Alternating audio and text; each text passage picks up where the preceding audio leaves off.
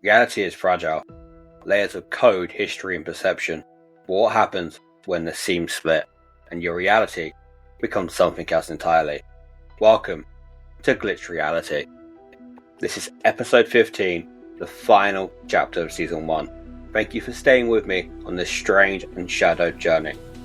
This one is your stories, so let's dive in. Reality glitches in more than one way.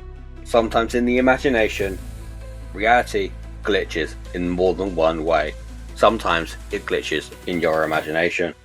Final episode, I invited you, the listeners, to submit your own fictional horror tales. But before we dive in, just a quick update. I know the comics and the music have fallen behind, but now the episode is finished, I will have this season done and I could focus on the other projects. And if you haven't, please check out the Dark Legends TikTok for daily horror shorts and strange stories to keep you going while the podcast is on hiatus. Now, let's get into your stories. This is the season 1 finale of Glitch Reality. The first story tonight is written in the form of a diary.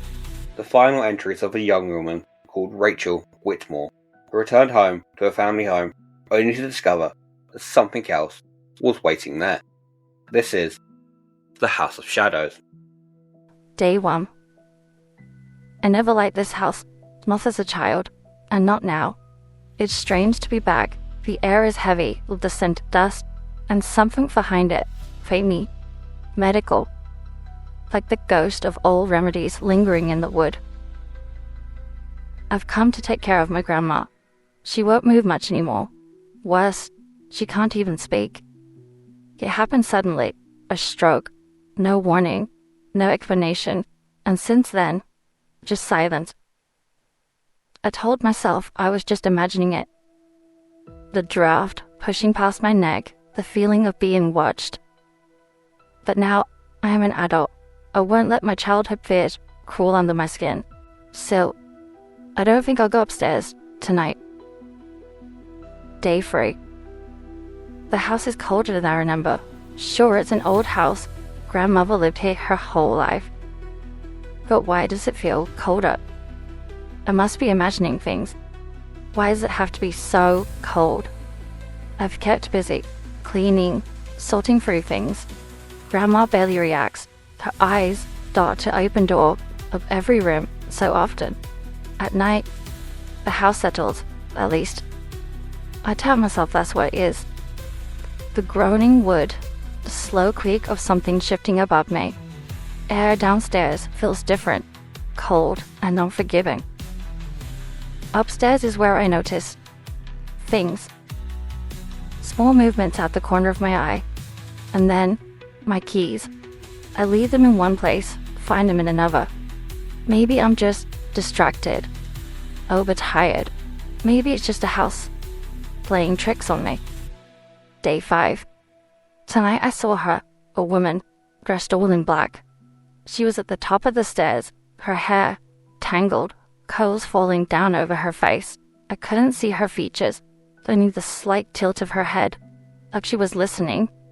She looked insane, but then I blinked, and she was gone.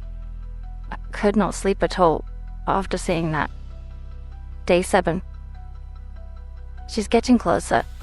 Every night, she stands at the end of the hall, never speaking, never moving, but I feel her, watching. I told myself it was just my imagination, until I heard that whisper, my name, soft, barely audible, but there. Rachel. I woke up to the sound of my bedroom door rattling, slow but deliberate. I didn't open it. I couldn't. And in the morning, the door was unlocked. But I remembered bolting it. Grandma grips her blankets so hard her knuckles are now white. Her eyes darted to the doorway, then to me, like she was trying to warn me. Day 10. The house is playing with me, I'm sure of it.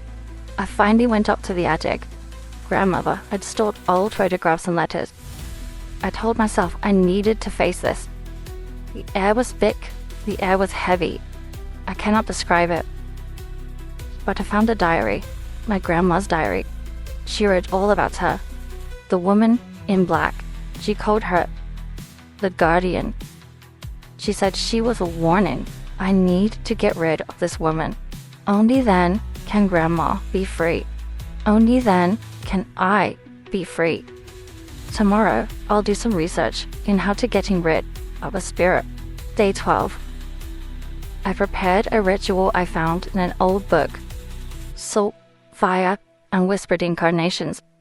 When the woman appears tonight, I will rid her of us. I forced myself to stand my ground as she appears. I spoke the words. She screamed. It was horrible, but it didn't sound angry. It sounded like despair. Then she was gone. I don't know how I feel. I thought I would feel relieved. But safe is not the word I use. Day 16. The house is colder than ever, and now I know why. She wasn't trying to hurt me. She was keeping him out and keeping us safe. The first night after I banished her, that house felt worse. Something is here, something worse. Starting with the whispers. Not the soft ones that she gave, but deeper, hungrier. A rasping breath beneath my bed, a shape at the corner of my vision, and the scratching. Not upstairs, downstairs, where the cold was. That is worst. Why didn't I realize this sooner? Each night, it comes closer. And then I heard it, outside Grandma's door. I am a coward. She needs me, but I'm too scared to move. I hear a drip, like a leaky pipe, but I'm sure it's not water. I think it's blood. Her blood. Grandma's blood. I can smell it. The iron, I can smell it. It's so close now, but I can't move. I can't breathe. It's coming for me. Very soon, it will be my turn. What have I done? I just heard it whisper. A deep, gruff voice I do not remember, I do not recognize. Now, you're mine. I think I'll run. I don't want. That was the last entry found in Rachel's diary. Police were called when the family had stopped hearing for her and her grandma. No one has ever been charged with a crime. No bodies were ever found. But there was always a trail of blood. What did you guys think of that? Make sure to let me know in the comments below. But now we're going to move on to the second story. Because some houses keep their shadows, but sometimes the shadows follow you. And our next tale is one of delicate hands and hollow eyes. A doll that should never have been mended. This is the Doll Maker. Emily sat hunched over her workbench. A dim lamp, casting a pale glow across wood shavings, varnish, and cold, stale coffee. It'd been another sleepless night. Endless orders, endless responsibility. Since her father passed away, the weight of the shop rested on her shoulders. Bills, customers, and demand were all hers to deal with. No time to breathe, no time to sleep. But then the shop bell jingled. Emily jotted upright. She hadn't even heard anyone approaching. In the doorway stood an elderly woman, a long, dark coat, far too heavy for the mild autumn day. Frail fingers clutched a small bundle wrapped in faded silk. There was something fragile about her, as the slightest breeze might carry her away. Do you repair old dolls? Yes, I certainly do. The woman stepped forward. Delicate fingers, she unwrapped a bundle. Emily's breath caught. The doll, old, Victorian, maybe even older. But it was the eyes. Glossy, glassy balls staring too intently. A cracked porcelain face, etched with faint lines, almost human. A frilly yellow dress, tiny, polished leather shoes. She needs a bit of love. Would you fix her for me? Emily hesitates. A chill did creep up her arms, but she focused with her polite smile. Of course, it'll take a few weeks, but I'll restore her. Thank you, dearie. I'll return soon. And she leaves the store. 3 days later, Emily read, in the paper, her obituary. At first, Emily told herself it was nothing. An old doll, no different from others she'd restored before. And yet, something did feel off. She avoided looking at it directly. It seemed to shift when she wasn't watching, and at night, she glanced towards the workbench, half expecting to see it somewhere. It shouldn't be. You're just sleep-deprived. Stressed as weird things. You always get like this when you take on too much. This was Sophie. This was her friend, just teasing her like she always did. But why did she feel watched? Why did she wake up? Then, the mark came. A faint discoloration on that doll's cheek. A blemish. She ignored it. But the mark darkened, a bruise, and then it spread. By the weekend, it was raw, sickly, almost human-like. She scrubbed it. It wouldn't fade. Desperately, she picked at it, expecting paint. But instead, something else peeled. Beneath her touch, flesh, raw, bleeding. Emily screams. The doll stared back. Its expression was now unchanged. But now its mouth seemed to curve, just slightly, as if it was smiling. Heart pounding, she grabbed the doll, rushed to the fireplace. She hurled it into the flames. Smoke and ash filled the air. Relief. It was over. Or so she thought. The next morning, the doll sat, pristine, untouched. She shoved it into a cupboard. The next day, it was on her bed. She locked it in a box. The next night, it was on the table. She smashed it with a hammer. The next morning, it was on her doorstep. The next morning, she hears a knock at her door. Emily? Sophie finds her, pacing frantically. It won't stop. It keeps coming back. It's watching me. Sophie, I don't know what it wants. Emily, what doll? The room felt too still. The doll, the one I've been working on. Emily, that doll was beyond repair. It was discarded after the woman died. You don't see it still, do you? You don't see it still, do you? The room tilted. Emily gasped. Her eyes darted to the corner. The doll was there, grinning. There's nothing there. You just need to rest. No, it's right there. It's there, smiling at me. Sophie's face shifted from concern to fear. She reached for her phone. Emily, I think you can need help. But Emily barely heard her. The doll's eyes now gleamed. The lips stretched into something grotesque, and the room spun. The walls closed in. Emily's mind unraveled, thread by thread. And then, she smiled back.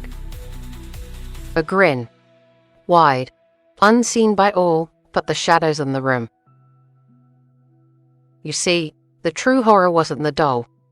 The true horror was her own mind. And she welcomed it in. What's another terrifying story? Now from haunted objects to haunted code.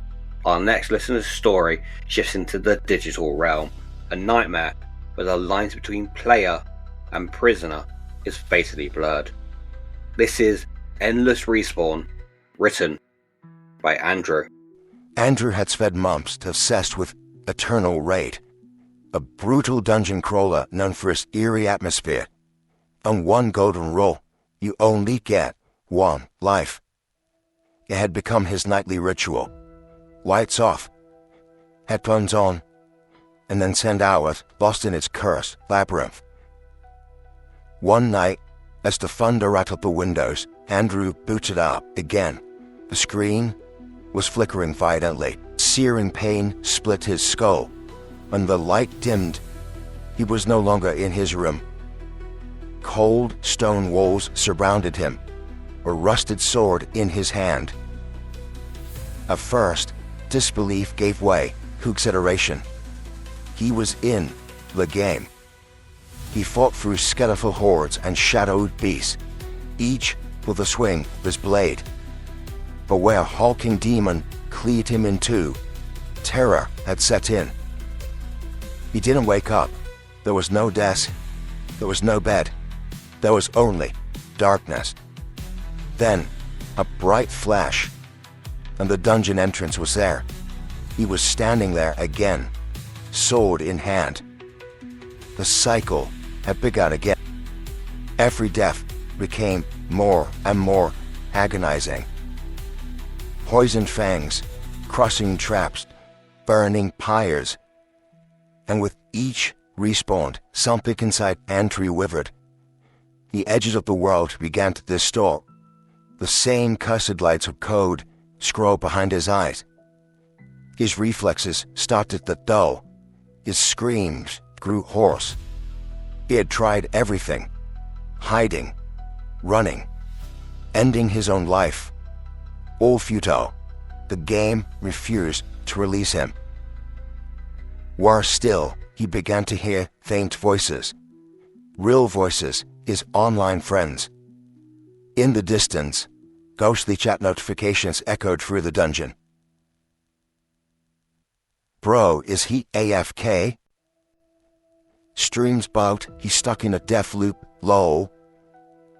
They were watching. The game was still live. His body, slack in his chair, eyes wide, was still streaming. Now, countless deaths in, Andrew barely remembered the real world. His hands were trembling with exhaustion. His will was shattered. And somewhere, deep beneath the code, he hears the game whisper.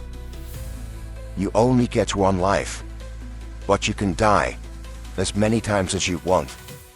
And that brings Glitch Reality Season 1 to an end.